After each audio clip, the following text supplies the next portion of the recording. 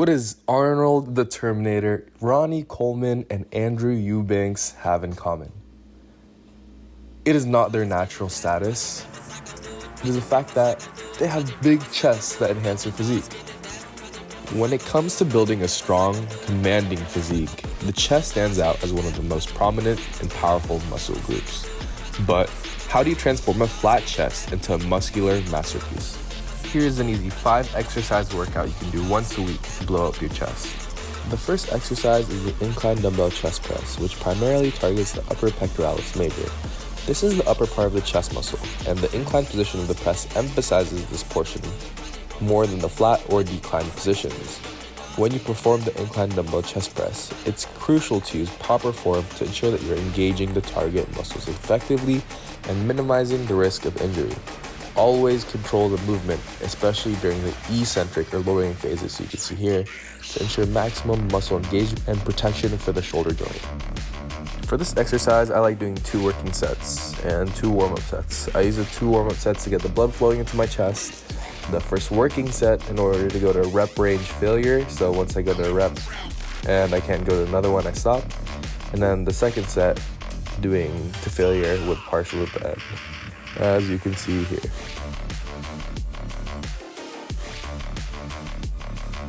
The next exercise I would do is this hammer strength machine press, a type of plate-loaded strength training equipment that's designed to mimic free weight movements while providing the stability of a machine.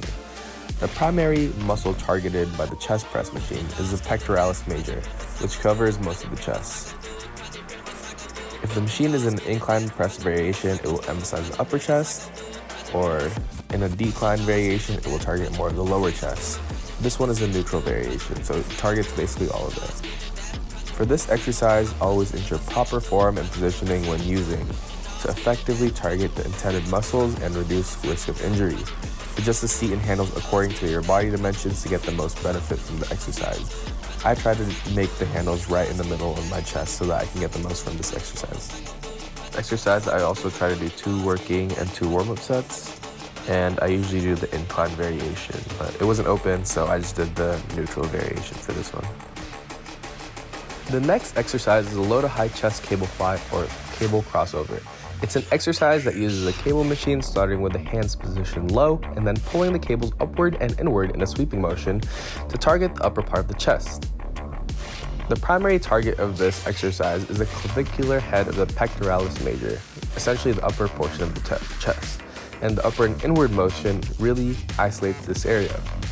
When you perform this exercise, it's important to maintain a slight bend in the elbows and focus on squeezing the chest muscles at the peak of the movement.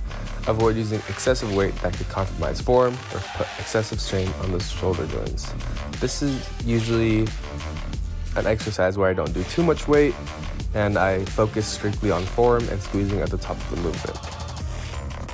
Because I don't put too much weight on this exercise, I tend to do 2 sets with 10 to 15 reps per each set.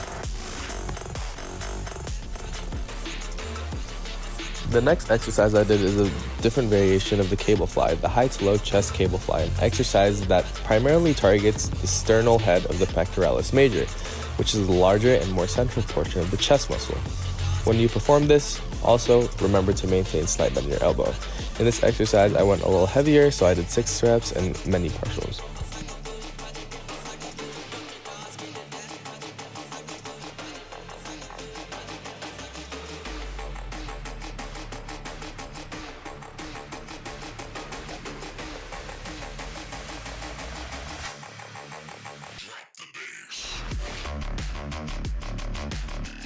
Unfortunately, I did not get any video footage of this movement, but this machine is called the pec deck or the machine fly.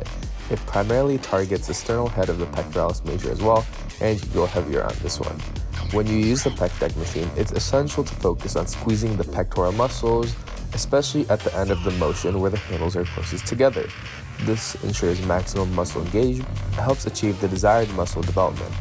As always, using proper form and not overloading the machine with too much weight is crucial to avoid strain or injury. And that's going to be all for the workout.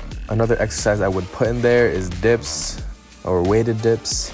But in terms of more tips, here are some more tips that I can give you in order for you to get that chest that you want. Number 1 is to incorporate progressive overload. Gradually increasing the weight or resistance over time is crucial for muscle growth. As you become stronger, make sure to challenge your muscles by increasing the weights, altering the rep and set scheme, or increasing the intensity of your workouts. What I tend to do is 2 sets and as many reps as I can do, so my workouts are very intense. But if you feel like you could do a little more weight or more reps and sets, then go ahead. Just make sure not to overdo yourself and not get too fatigued. What I tend to do is every workout I increase my weight by around 2 to 5 pounds, making sure I progressively overload all the exercises that I do. The second thing is mind-muscle connection. Being mentally connected to the exercise can enhance muscle recruitment, meaning more muscles recruited for every exercise that you do, meaning better quality of muscles. Make sure to focus on the contraction and stretch of the chest muscles during each rep, and slow down the movement if necessary to really feel the muscles working, especially on the eccentric motion, meaning when you're lowering the weight down. The third thing I would do is focus on recovery. After your chest workout, spend some time stretching the pec muscles. This can improve flexibility and potentially aid recovery, and also ensure that you're getting adequate recovery time between chest workouts to let the muscles repair and grow. I only do chest once a week, but when I do it very hard. So I give it time to recover and grow. Remember, rest days are growth days. Don't skip out on sleep. Sleep is when you grow the most. Last thing is stay consistent. Like all aspects of fitness, consistency is key. Ensure you're sticking to your workout routine and making necessary adjustments over time based on your progress and goals. I assure you that by incorporating these tips into your training regimen and remaining dedicated to your goals, you'll definitely be on the path to developing a bigger and stronger chest. Thank you guys so much.